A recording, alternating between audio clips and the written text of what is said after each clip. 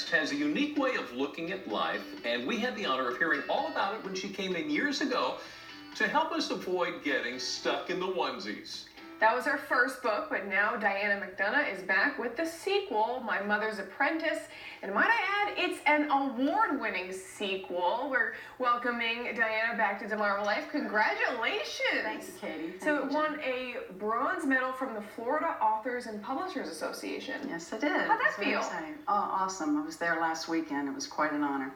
That's awesome. Yes. All right, so give us a real quick recap of Stuck in the Onesies. All right, Stuck in the Onesies, if you've ever played Jackson, even if you haven't, means if you get stuck in the onesies on your first turn, you're forever trying to catch up. So that's the metaphor that follows the characters through the book.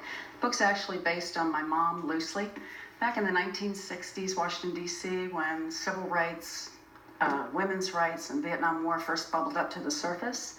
So if you lived back in those times, and even if you didn't, you know that things were pretty crazy, and living in the suburbs of D.C. at the time, we were subject to a whole lot of things that a lot of people probably never even thought about. And now, you have My Mother's Apprentice. I certainly do. Tell us about this. Well, My Mother's Apprentice is the sequel. When I wrote Stuck in the Onesies, I didn't plan on writing a sequel. So the readers read Stuck in the Onesies and wanted more, so I shoved the other book aside I was working on and started My Mother's Apprentice. Doing that book, I discovered that, hey, we're all our mother's apprentice to some degree or another, whether we want to admit it or not. But so it was a lot of fun doing that. Stuck in the Onesies kind of painted me in a corner. So because I had ended it not knowing I was going to do a sequel. So when I started My Mother's Apprentice, I had to start before Onesies ended. So if you've read Stuck in the Onesies, you'll get to pick up on some of the old characters in the book and follow through. Is it at all nerve-wracking to write a sequel? Oh my goodness, yes. It was, like I said, I was kind of painted in a corner. I may have ended things differently had I known I was going to do a sequel. So I had to go back.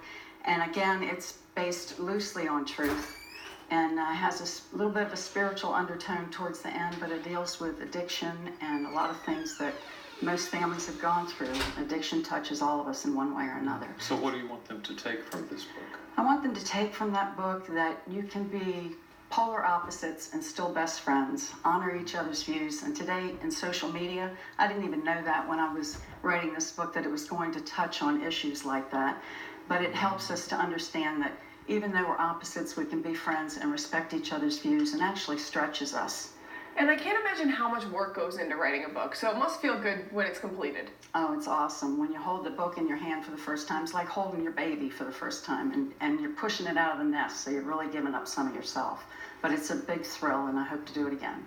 So, as an author, what kind of challenges do you feel when you're writing? Well, first of all, there's that thing where if you write a certain situation, because we all write out of our experiences in life. Right. So be careful if you're friends with an author. You never know when you might show up on the page. But focus is difficult because life gets in the way, and you're kind of your own boss, so you can take the day off if you want, but then you got to pay for it the next day. And just learning as you write, you learn the things that you want to share. You may not even know when you start with the outline of a book where you want to go with it. And also, critique group is very important. I want to thank my critique partners, Frank Hopkins and Carrie Horner. They're also local authors that were very good in helping me get through this with minimal edits. Awesome. Most important question of the day. Yeah. Where can we get it? You can get it at Amazon, of course, that big place in the sky, but more importantly, our local bookstores around here, the Greyhound Bookstore in Berlin, Bethany Beach Books in Bethany Beach, Delaware, and Browse About Books up in Rehoboth have been great in supporting me and the other local authors. The perfect thing to do for National Book Lovers Day. Hey, that's exciting. So there you go. Absolute book clubs as well are loving the book. So if you have a book club, get up with me. I'll see if I can attend. I'd love to. Oh, that'd be cool. On to Diana McDonough. Wonderful talking to you. Don't miss your opportunity. My Mother's Apprentice, and of course, don't forget Stuck in the Onesies. Thank you. Thank you very much.